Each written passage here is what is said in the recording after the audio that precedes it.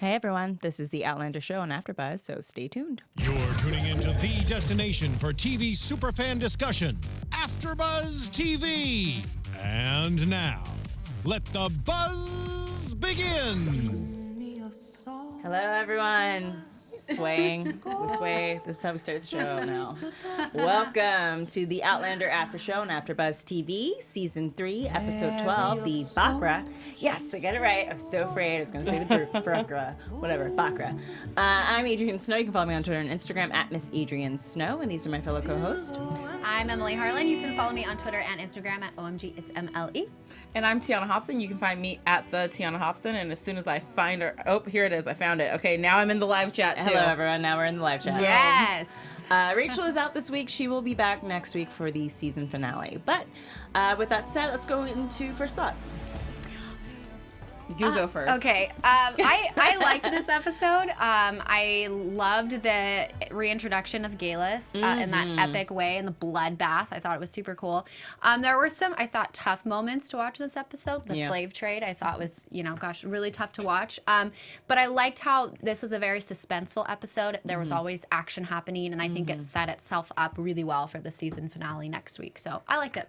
I love this episode, especially the Galus thing, because I did not expect that character's return, and I didn't have any spoilers about it. So, except for the closed captioning. So when I saw that, I kind of screamed a little bit. And I loved her character. She was so much fun. So I'm happy that we have her back, even if this time around she's not really as nice of a person as she used to be. Yeah. She's been through some things, y'all. She's been through some things. Yeah. I liked the episode overall. It was tough. I didn't particularly enjoy any of the slave trade scenes or even just, I don't know. It seemed, and if readers of the book can tell me if the character of Tremere, the slave, was in the books, that'd be great to know, because it just seemed kind of out of the blue. But but then again, I guess actually you don't have to tell me. I know that he was in the books because I know that he's supposed to be like the ancestor of Abernathy, apparently, from the books. Which also just seems like a little too convenient. But in any case, before we get to that, let's go ahead and talk about young Ian, who got caught with the jewels, and he's on a boat. And then he gets thrown into this little caged area with Henry and Abiku, who tell them that the Bakra is not a woman, but the Bakra is a person, that when the young boys that they keep go to meet the Bakra, they're never seen again. And I was like, I don't know. They could just be like servants in the house now. Yeah. Like it could be like, like you never know. They got slaves and they got these little white guys and they do stuff where I don't know. What? I was trying to make it innocent. The pool boy kind of. Yeah, they're just there. They got their like, they're like they're sex slaves. They're sex slaves, basically. Yeah. So no. I was wrong. It's okay. But yeah, we get introduced to the Bakra, who is bathing in blood. I was like, oh man, they're doing that crazy like Countess Dracula stuff where she used to bathe in the blood of virgins and how gross, and I don't know if I can handle this. And then we see that it's Galus. Which plot twist, right? Plot twist. Yes. I did not remember Galus being that crazy. Was she that crazy last time? I think she was on the verge of getting there. Okay. Yeah. She wasn't really crazy, but she was, she was trying to do basically what Claire was trying to do. She was trying to save the Highlander culture and keep it alive. So she didn't want, she knew that Culloden was the big battle. So she kind of had the same game plan. She just had a different witchy kind of way of going about trying to achieve her stuff. So I don't think she had quite gone off the ledge yet. Yeah. She was teetering. Yeah. Okay. Not full. I think she was, to me, her character seems like somebody who's always like going to do whatever it takes to get what she wants, like even if it's so crazy and extreme and out there, so the fact that she was like going to these extremes for the sapphire and being really wacky and crazy didn't surprise me at all. I was kind of like, oh, that's I could see Galus doing that, so. And I mean, Heidi Sassenach in the live chat did say she killed 2 husbands with exclamation points. So that is true when you think about that. But at least both of them seemed kind of like Awful? drunks. Yeah. And well, I guess they were just drunk. but I don't know if I don't know if the one, you know, from the 1900s was drunk because she had left him, or if he was like that before. Yeah. So, you know, I just didn't think she was, I'm going to bathe in the blood of goats and then rape a bunch of young boys and then murder them after I'm done type of crazy. Yeah. I knew she was a little crazy. But that's like some next level shit next right there. level. Yeah. Yeah. That's some, whoa, And okay. she's clearly into some sort of weird sexual thing of, you know, sleeping with all these virgins and Yeah. putting her feet on people's face. That is Yes. not okay. Yeah. No. That threw me off That's too. not how I'm you like, get me what? in bed. Getting No. them tripping on truth serum. and- Yeah. which is actually Molly. Just a little, I mean, I don't know if it's for this, but Molly is a form of truth serum. If you listen to Oh. Science Versus, they talk about that. Oh, All right. It's very good to know. good to know. I have a ever question about Galis and her timeline because Yes. didn't we see her at the university? Right. So Yeah. so She left right before Claire okay. at that point. Okay, and then came back, and then it seems like, obviously not getting too far ahead of, but just jumping forward, it says that there's stones where they're at, kind of on this island, right? That kind of represent the same thing. Yeah. So maybe that's kind of how, because I was kind of thrown off by that, with her being at the university and when she came back through. Well, We Galis just was don't know. always from the 1960s. Right. So when she first came back, or when she came back in time, she landed the same place as Claire. She landed, I guess she had been there a year longer? Is that right? I don't know. It gets all Yeah. wibbly-wobbly. Yeah, it timey-wimey, gets but- kind of, okay. But I guess Yeah. my question too was when I first saw her, I thought it was going to be the Galis that Claire tried to stop, but this Galis doesn't seem to have any memories of meeting Claire before. Still, when they met originally, so even though they met in the 1960s, I guess she still doesn't. She did kind of know. make a reference to that. She said something like of all the gin joints, which is kind of like a Yeah. like a knowledge that maybe wasn't. I mean, they don't really try to explain how their time travel works, but it seems like that was a slight nod to. I remember seeing you in the 1960s before seeing you now. But the thing is that they didn't really know each other; just kind of like passed each other. Yeah. In the Yeah. 1960s. I think that's where she was. They Got it. tried to kind of like give it a little bit of a nod. Yeah. Because then she saw. Or Oh. wasn't it something about her being at a bar? Or Okay, going to we're a being bar? corrected. Heidi says that Galis never met Claire in the 60s. She met Brianna, and by the time Claire got there, she was too late. Oh right. But So- didn't I thought Claire saw Galis from afar. Claire saw Galis, but Okay, Galis Galis never didn't see her. got. Okay, they that never makes sense. had a conversation. That makes sense then. Thank you, Thank chat. you. Thank you. In any case, yeah, Galis has always been from the 60s, which is also why it still works with her time. That she, I thought, okay, this is how bad my memory is, because I thought season 1 we watched her burn, but we did not. We just watched her like strip down in the courtroom and like throw her body. But for some reason in my brain I was like, okay, and then we watched her burn and she's dead. Yeah. But apparently not. Yeah. I was know. like, there she is. Oh, Yeah. what? I thought she was dead. Yeah. But I'm like, I'm pretty sure I saw her die. I didn't Yeah. see her die. I know. I kind of thought the same thing. So yeah, but she's back and she's seducing young, like, thankfully just de-virginized Ian. Okay, guys, let's talk about this for a second. Yeah. This is Ian's great uncle's side piece / his like second cousin, twice removed mom or something that he is now sleeping with. If you really think about this family timeline, right? Yeah. Because Yeah. because McDougal was Jamie's uncle, so that Yeah. it's like Yeah. it's like his great uncle. Like this is still So in the that's like- family. Yeah. His, like, step aunt kind of Yeah, his thing. step great aunt. Something. It's like some sort. Game of Thrones. Yes, Yeah. I'm just saying that it's getting a little incesty. Even though they Yeah. have no blood relation, I realize that. It's just if you look on a family But tree. yeah, she Yeah. also had McDougal's son or daughter, Baron. We don't Yeah. know. And so, yeah, they have a child out there that's like the blend of both of them. So, yeah, it's gross. Yeah. It's gross. And it's even grosser because Galus knows. Yeah. Galus knows. Like, he said, he's like, my Uncle Jamie. And she's like, oh, really? Oh, really? That was Scottish accent. That was Irish, sorry. But it was very gross. Yeah. I mean, and everything about what Galus is doing in this episode has been kind of gross. Yeah. That's true. But when she comes out of that bath, like with covered in blood, I thought that was pretty badass. That was really... It was gross, but I was like, dude, that's like just the way she kind of like emerges. Yeah. I'm like, oh, this is going to be cool. And then it got creepy. Got really creepy. Do we know if this is scientific fact here that goat's blood keeps your skin? Because, I mean, I already got the black don't crack going for me, but like if there's a next level I could take it to, I might think about it. I need it a little bit Adrian's too. looking at me like I'm Galus. Yeah. I mean, I would say eat liver. And that's a nutriently healthy meat that will help with overall physical health. Okay. But you don't need to bathe in blood.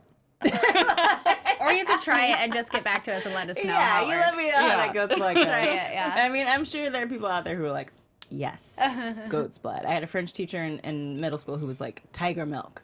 That is how I look so young. Because he was like 64 and he looked like he was 40. Oh. But he's also black. And so we were kind of like, Really? Tiger milk? Anyways, that's what we said. So we go from that and we see that Claire and Jamie have made it onto the island. I didn't realize that they were also, I guess I just forgot from the previous episode, they were dropping off, but that makes sense. They were dropping off some alcohol for a gentleman whose name I've now forgotten because he was there and gone on the island, which makes sense that they could, you know, get on that boat and get access to Jamaica that way.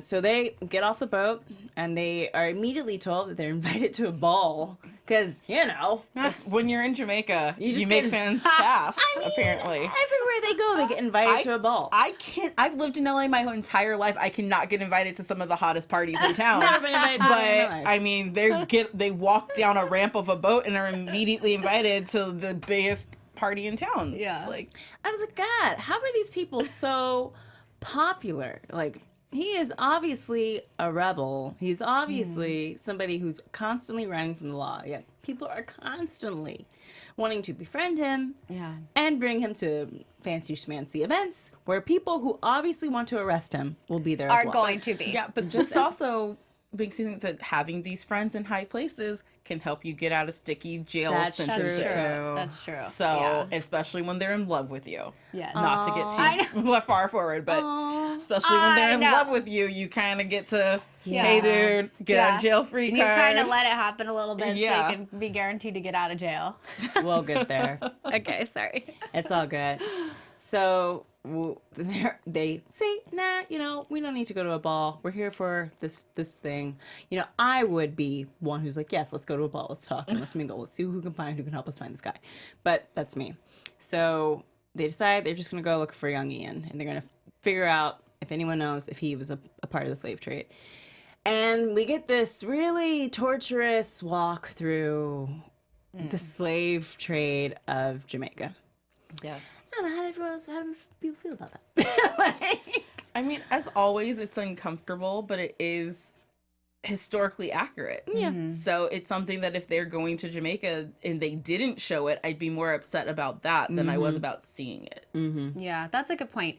It was, I thought, really tough to watch, but I did like how they kind of brought like the historical aspects into it when Jamie said, you know, like, how long does this go on for? And you know, Claire gave the years, and it's kind of, it showed, I think, just like a bigger picture of it that, yeah, you know, obviously we're in this fantasy land with Outlander, but there are these historical elements that happen and like that, you know, took place and were a really awful part of history, of the world's history. So Yeah. At that point, it'd been going on for 300 years. Yeah. So yeah. But it's nice that they actually finally did touch on it. Yeah, I wrote down some facts about Scotland and slavery. Oh, yeah. Because this actually made me think, like, oh, like, did they have slaves, like African slaves in Scotland during these years and all that stuff. And so it says in 1796, the Scots owned nearly 30% of estates in Jamaica. And by 1817, they owned 32% of the slaves in Jamaica. Oh, wow. It seems that they didn't have a lot of African slaves actually in their country at any point there was probably roughly 70 to 80 actually in Scotland, but they were benefiting from the American colonies and all that stuff, from the sugar and cotton, all that stuff. So the money from that helped build the majority of their country, it sounds like. The Scott masters were also considered to be some of the most brutal, with a 4-year life expectancy on their plantations. But they also turned things around very quickly, because they were actually some of the first and the most vocal about abolishing slavery. And so they abolished it. Well, they banned owning personal slaves in Scotland in 1778, 229 years before the end of the actual slave trade, which we all know. So that's my fun facts on slavery. Fun facts. Fun facts on slavery. Actually, my mother's side, apparently, she's like, our last name is Scottish, apparently. And I was like, okay, Mom. Sips tea. So, fun fact. I think that is something that, sitting years ago and watching Outlander, I was kind of like, are there, what's the deal with like people of color in this world? And so it was nice to kind of see it kind of blown up this season when you have the introductions of Joe Abernathy, you have the introductions of Yotin Cho or Mr. Willoughby. And that was something that I was not quite prepared for, especially for it coming from Claire and Jamie, or Jamie like acknowledging the fact that they were going to use him as like some type of distraction, freak show. Yes. And I was like, what? I mean, the first lady goes, is he genuine? Yeah. Like, yeah, that's him. There's no makeup here. I might have been, and this is just me being desensitized to seeing a lot of slavery on film already. I think I was more outwardly shocked at the whole Willoughby situation in this than I was at seeing the slave trade happening. Yeah, I will say that I was 6 years old when I had to watch Roots. So it's like a rite of passage. It really is. So I kind of knew what to expect with like, there's just the points you hit of like the branding and the cell and the like sexualization and the breeding type of points you hit when you're talking about slavery on television. What I hadn't ever seen before on television was the sexualization of an Asian man in regards to being foreign and erotic. You see it all the time with Asian women, but it's something where like I guess it just didn't occur to me that they were going to take that direction with it. And I was surprised by it, but it was also good to see in a sense that everyone was just dealing. I mean, we're still, but everyone back then was just dealing with it. And even Mr. Willoughby's face when Jamie says that you're like the distraction, he was like, "Are you?"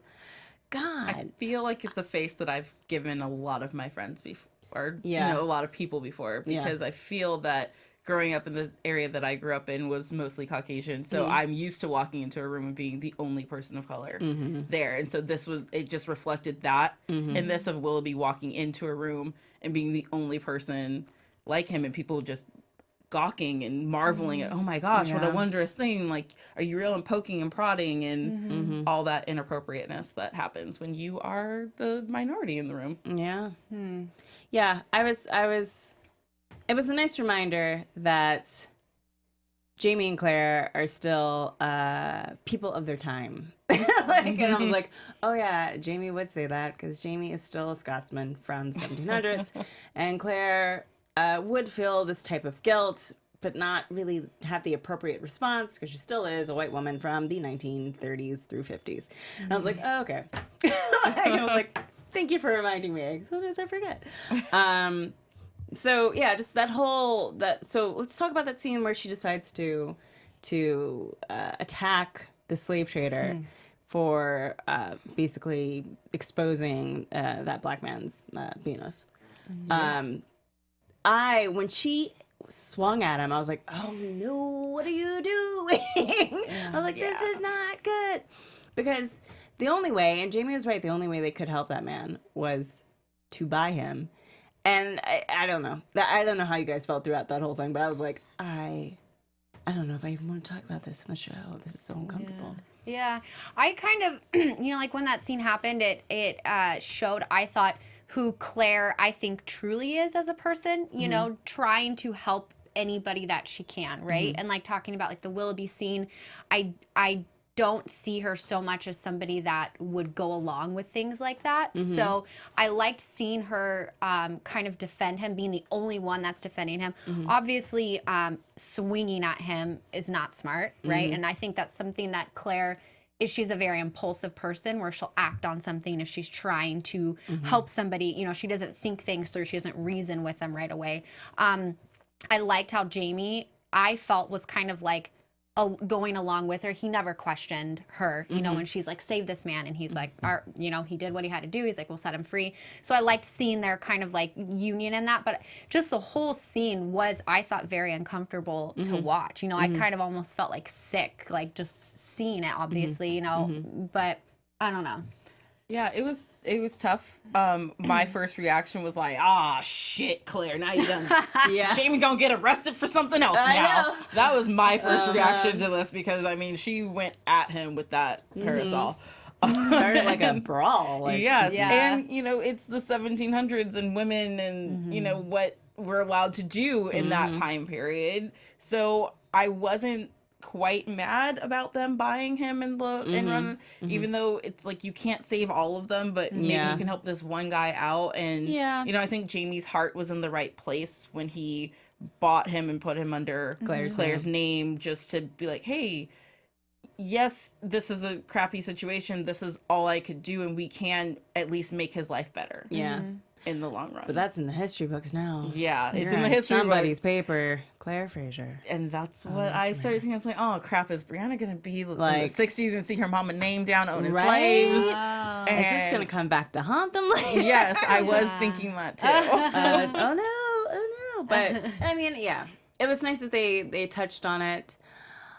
I would have been down for watching Tremere kind of have some adventures with them. I'm not going to lie. Only because just releasing him later into a different part of the island is not a guarantee of anything. But the chat was saying that in the books, his part is a little more significant. He's around a little longer.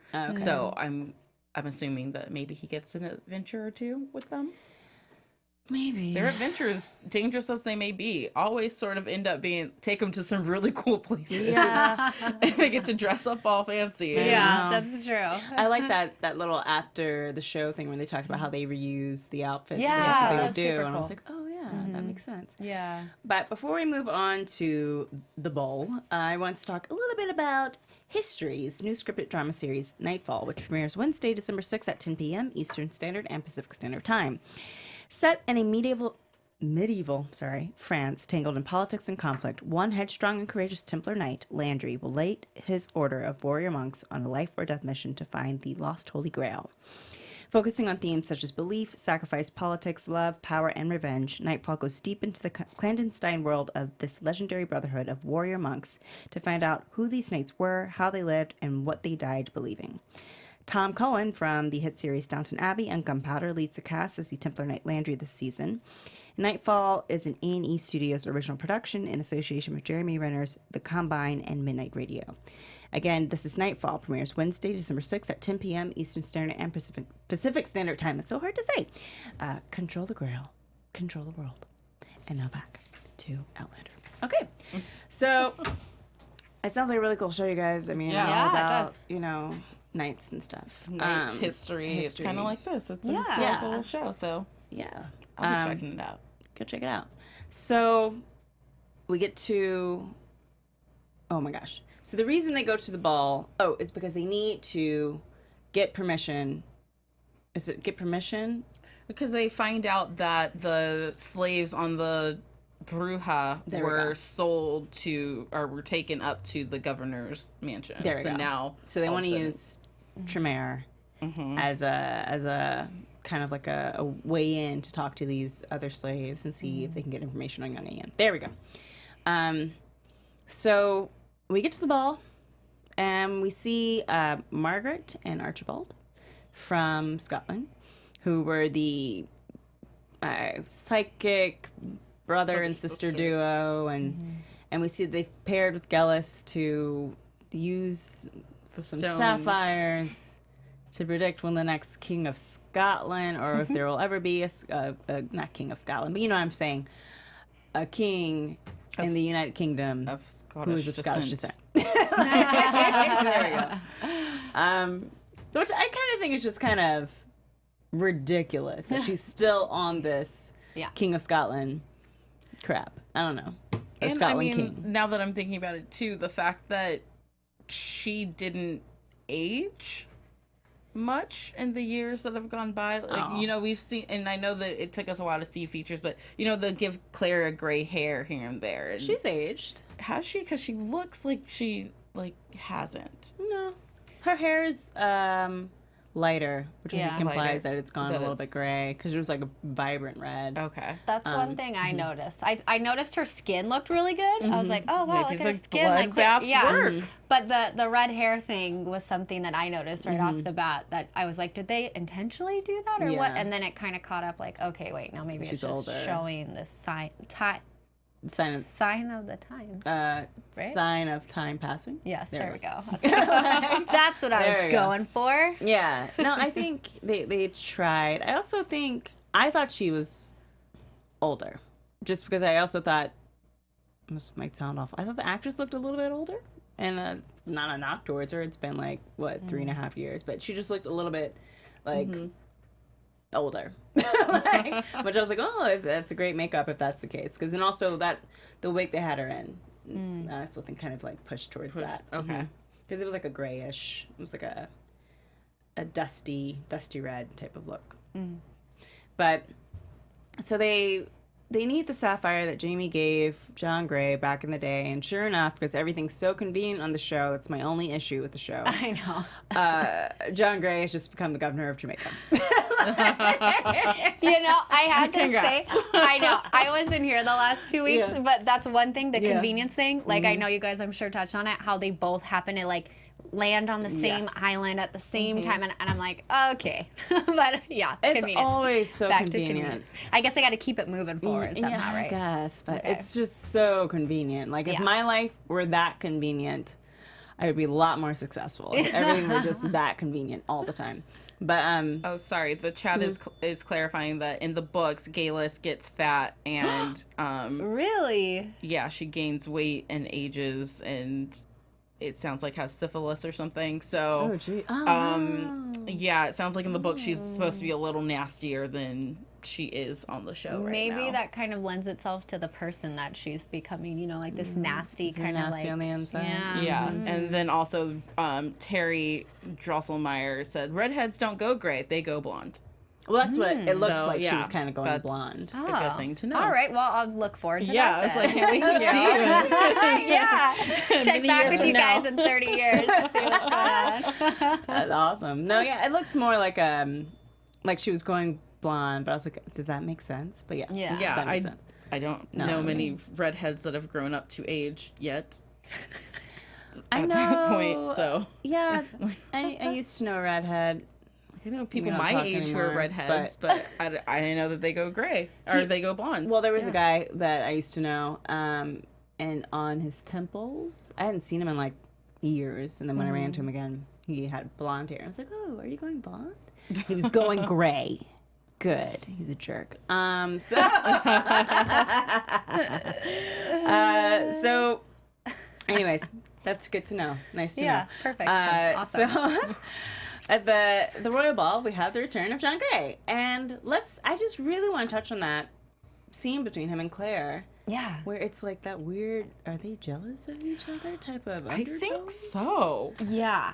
I thought so too. It was a weird thing because I think he's really cute. So when he first came on the screen, I was like, all right, like, you know, he's back. And then it had that really weird, like, kind of, it seemed to me like Jamie was almost, I don't want to say like not playing along, you know what I mean? But it just, I don't know, it kind of seemed like there was not flirtation. I'm not going down that point. But, you know, it just kind of seemed like he was very comfortable with him, I guess. And then when Claire came in and was like, you could kind of tell she's like, oh, Then I was like, wait, what's happening? Is this a triangle? I don't know. Yeah, I feel that, like we touched on earlier, you know, Jamie kind of uses the fact that he knows John Gray's in love with him. With a little, he teeters a line with him to keep in his good graces, to make sure, you know, everything. So I think he likes to kind of play on that line a little bit of flirtation with him, where you're just kind of, I don't know what's happening. I don't think Jamie means to, but it's attention that he's not used to getting. Yeah.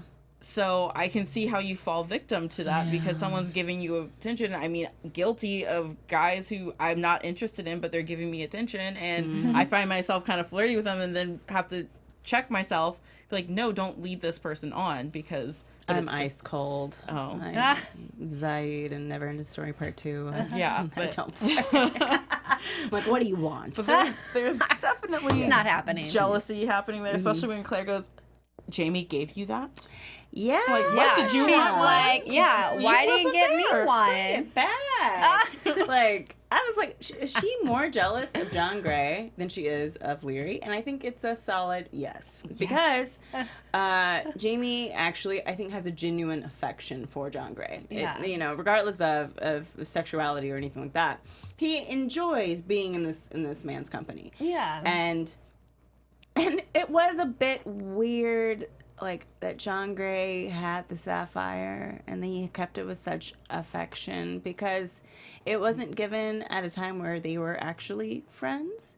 But at the same time, like whatever. It reminds him of his friend. Big deal. Big whoop. Yeah. But everyone was talking about, like, before we get to the Galis part, but everyone was kind of like up in arms about how to define what that sapphire meant. And I was like, dude, let the man have a sapphire.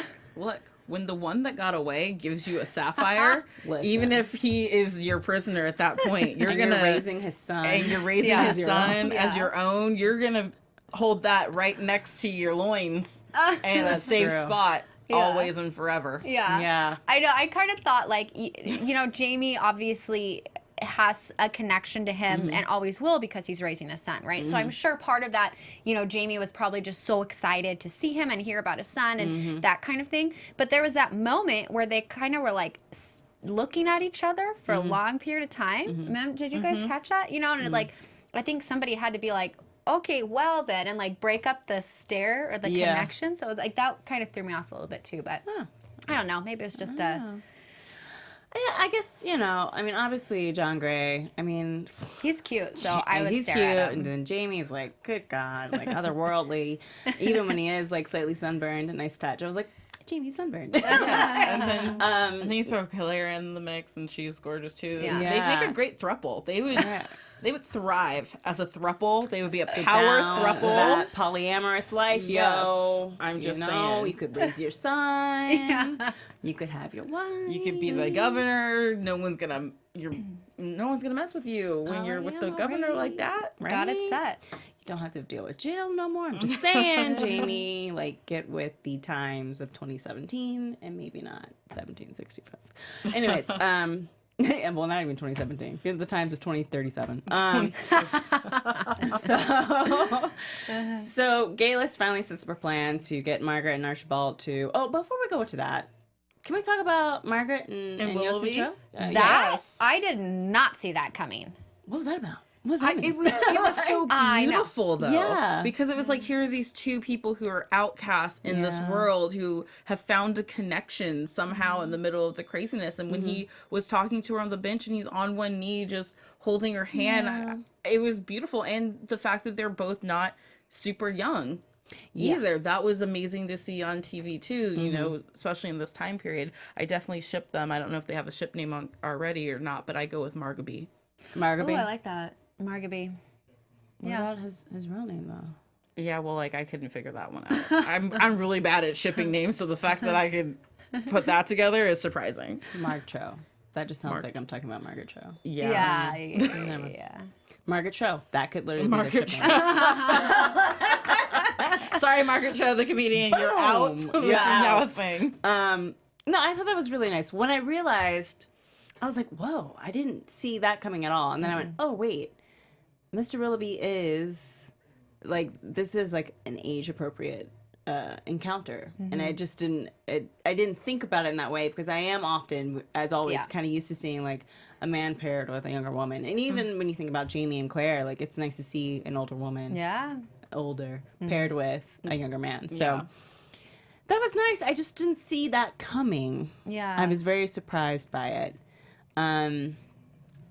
But I hope they give Tincho some love and time. Yeah. Especially it would be good. You know, he's being used as a circus act. Yeah. A lot of times. And the whole reason of him leaving China was because he's like, apparently wanted to be able to sleep with women. That was like a big thing. He didn't want to be a eunuch. Well, and that's why it was nice to see him go with Margaret, because in the beginning, you know, the younger women were like falling over him and like, oh, you know, so it's nice to see him kind of like shun that and go towards somebody else that you wouldn't typically think that he would go towards. You know what I mean? Like, that was good to see. So now he has to save her from her brother and escape to like the American colonies or something and live happily ever after. Not the American colonies. I don't know. They need to go somewhere. I just said that so that we can get back over there so we can find Australia. You know what? I thought about him today. I'm like, that's been almost has it been the whole season? Yeah. No. He was in the beginning. He's in the beginning. He was, like one or two episodes, but come on, you guys. Isn't he dead in the books? Don't. Oh my gosh. Is he? I'm sorry. Don't. I thought that was known. Oh Gosh. No. I thought he. Never mind. Nope. On the show, and the chat said this earlier. They said that this show is like a horror movie. No dead body means they could still be alive. I did not see a dead body of Murta. That's true. So he is alive. I'm keeping hope on this one. Keep hope alive. I will revolt. We're going to the colonies. That's right. We're going to the colonies. They have to change their place every season, right? Let's go to Australia. I don't want to go to the colonies. I don't want to do it. I don't want to deal with it. Okay, I live here, you guys. I know the history. Like, stay away from America. It's still crazy. 300 years later, we're still crazy. 250. Anyways, so we finally had the moment where Margaret gets all 3 of the sapphires, and she gets to have the prophecy because Galus gets everyone to think of it as a parlor trick and be like, yeah, come get your future told, or blah blah blah blah blah. So this kind of was weird for me because I thought that we had already clarified that Margaret was not actually, though they did come back and kind of say that actually she is a psychic, but that she had some type of mental illness. But now they're saying she doesn't have mental illness, she's actually a psychic. Is this correct? Because she predicted that I always thought that it was that she was psychic because he was using her in Edinburgh to, for the same purposes. But he was saying that she's not mentally right, and that's how it kind of happened. I took it that she is a psychic. Oh, okay. But her brother, them not knowing what to do, her brother just tries to keep her heavily medicated. And he was giving her a laudanum, which might have been the reason why she was acting mentally unstable. That's fair.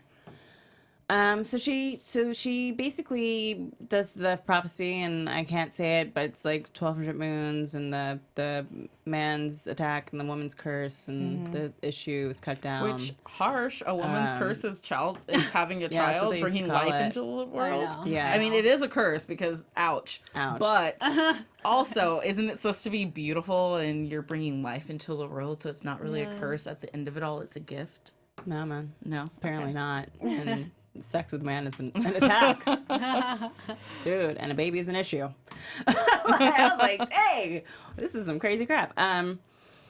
So when they break it down, they realize it's a 200-year-old child, and I'm like, uh-oh, you guys know what that means. The return of Brianna. That 200-year-old child. I don't know. She's coming back, you guys. How do you guys feel? I was actually proud of myself for figuring that one out on my own because riddles and Tiona do not go well together. And that's even the most basic of riddles. So it took me a second, but I did put the pieces together, and I'm excited for her to come join the festivities. I still just don't understand what she has to do with bringing a king on a Scottish king. Maybe she has a baby, and then she dies, and then that child becomes Scottish king. But she can't. I don't know. I don't know. I don't know. Yeah. I don't know how to answer that one. I'm so confused with that. I'm kind of excited to see the dynamic if she is coming and she's reuniting with them. Mm-hmm. I think that'd be awesome to see Jamie's kind of dynamic with her and kind of have that relationship flourish and see where that goes. So yeah. Yeah. I mean, I don't know. I mean, yeah, cool. It's good to. I want to like her so much, you guys. I really do. I just wish she would, be English or something and not have that accent. That American accent's driving me crazy. Well, if you listen to it closely, sometimes you can catch her slipping. Yeah, that's why it drives me crazy. When a British person can't pull off an American accent, I get really annoyed because as an American, I work really hard when I do a British accent to pull it off. But anyways. And, British actors take all the American and they take all of it only to not have a good accent. It's so crazy to me how many times I'm watching a show and I'm so in love with it, and then I see the actor on an interview and I'm like, wait, what? You're not American? Yeah. Because they're fooling me. And I'm not saying that I'm kind of easy to fool. I'm not. And I'm always impressed when they do an actual, not a non-general American accent where they just sound kind of like this and there's no inflection of anything. That's when they do what's his face on Punisher does a New York, Brooklyn accent. Yeah. He's British. And I was like, thank you. Thank you for understanding that you would not just sound like a general American person. It wouldn't be like standard news anchor. Yeah. Anyways, that's my little rant for the night. So, Captain Leonard, of course, comes and ruins everything because that's what he does. And I'm sick of his face. And hopefully this is the last time I have to see him. I don't know. I would have bet on that. I know. He still has to die, unfortunately. But because that's how people exit the show. So, yeah, he comes to the party. And how did he know? How did he know to follow that carriage? Yeah, and he just rolls up, hops off his horse with his guys, and they just have their guns or whatever. They're obviously looking for them. Rolling through the party. I'm like, okay, party crasher. But guys, it's pretty obvious that that's the carriage that you have to follow because the party is still happening. Absolutely no one else is leaving at this time. It's not a high traffic time of carriages rushing out of that place. The party was still popping. It was alive. No one was going home. And this one single carriage takes off. Yeah. I'm going to follow that too. And I'm no detective. He should have said, listen, John, I got this guy following me. And John would have been like, oh, for sure. Go upstairs. You and Claire just chill for a bit. Wait for the party to calm down and you can go. Yeah. That's what I would have done. They have some secret passageways in that house. For sure. Anyways. Oh, and then also, so when they're releasing Tremere into the wilderness to be a free man, and I was kind of like, what? Okay. They had the realization either before they leave that Gaelis lied to them and that she has young Ian because that's the information Tremere was able to get from them. I don't know. So I guess I feel torn because I feel like Claire's gonna have to go in two different directions because Captain Leonard does come and capture Jamie and arrest him, and just a little. Douche. I know. Someone needs to punch him in the face. Come on, she should have let them all die. Yes, seriously. He's a punk. Oh, what a punk! Ah. So annoying. Trying to earn his rank in the world, guys. Boo. That's gonna get him killed. Yeah, it's karma. Karma's coming for you, Leonard. It's coming for you. You don't cross Claire for no, that's right. He had that final destination free pass. It's gonna come back to you eventually. Eventually, you're gonna die. You'll get yours, Leonard. Crazy plague. All right, so I think that pretty much wraps it up. Yeah, I'm just saying this, chat. I'm no longer looking at you because you guys are saying book spoilers, and I'm not about that. Don't do that. Nope, I can't. So, any final thoughts before we go into predictions? Final thoughts? No. No. Okay, so let's go into predictions. And now, your AfterBuzz TV predictions. Anyone want to start? I've been really harping on the fact of these bones that were brought into Claire. The archaeologist wanted to decipher them. So now I'm kind of torn because for a while I thought that it was Claire's bones and that it was going to be this sick, morbid thing where she had to realize that it was her own body. But now I'm kind of torn that it might be Galus or Brianna. Because if she's coming back over there and with this prophecy, then, you know, it's a double puncture wound to Claire too, because now she's looking at the bones of her own freaking daughter. So yeah, that's what I keep just harping on in my head, because I feel that the preview for next week, as intense as it looked, it didn't really give me anything that I could predict would be coming from there. Yeah, I know. Yeah, no, I agree. I don't have a strong, I guess, prediction. I know obviously someone's gonna die, because they said with the sapphires, whenever they were reading it, and Margaret was like, death comes from this or whatever. I don't know. So someone's gonna die because of what they're doing. But I don't know. I mean, being the season finale and Jamie and Claire in different directions, Ian still is somewhere, you know, in a cave doing something. So I don't know where they're gonna go. I just want Murtaugh to come back. That's all I want. So. All right, I got this. So, Galus dies. It's Galus' body that we see. But for some reason, Jamie has to go through the stones, which would tie back to season 1, episode 1. Yes. Of watching somebody with a brown bonnet watch Claire in her window from like the very first shot of the very first episode. I keep wondering when we're going to get back to that. How did he get there? What's going on? What are you doing, dude? Why are you just standing in the streets? Exactly. So he's there, and that gives him the opportunity to watch Brianna grow up from afar before he finally goes when, oh my God, this is so crazy timing on me, but when Claire goes back, that's when Jamie makes himself known to Brianna, and Brianna takes Jamie takes Brianna back in time to that very moment. So it's like a weird moment of like Jamie comes back another 20 years older. But that's my theory. I could be totally wrong, and hopefully they won't do that, because I spent all of this episode or a season waiting for them to get back together. But that's my kind of like theory, is that that's how we get back to him being in the bonnet and being separated from her. Good theory. In the 40s. I like it. I like it. I like where you're going with that. Thank you. Hopefully that won't happen. Hopefully I'm wrong. I really want to be wrong. But some version of it, because I do hope that they explain the whole brown bonnet guy from season 1 at some point. It's never been cleared up. Never been explained. And I've had questions and dreams about it. Yeah. Yes. Just gonna be honest. Right. Just gonna be honest. All right, guys. I think that wraps up this episode of Outlander on AfterBuzz TV. As always, please rate us on iTunes, 5 stars, subscribe, comments on YouTube, live chat. All those good things are good for us, and we enjoy 5-star reviews. Everyone does.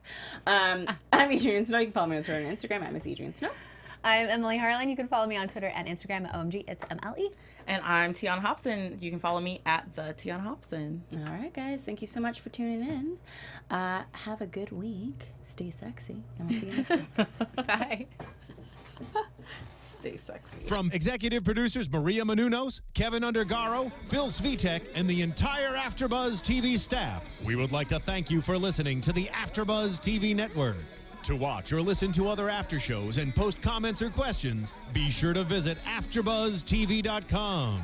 I'm Sir Richard Wentworth, and this has been a presentation of AfterBuzz TV.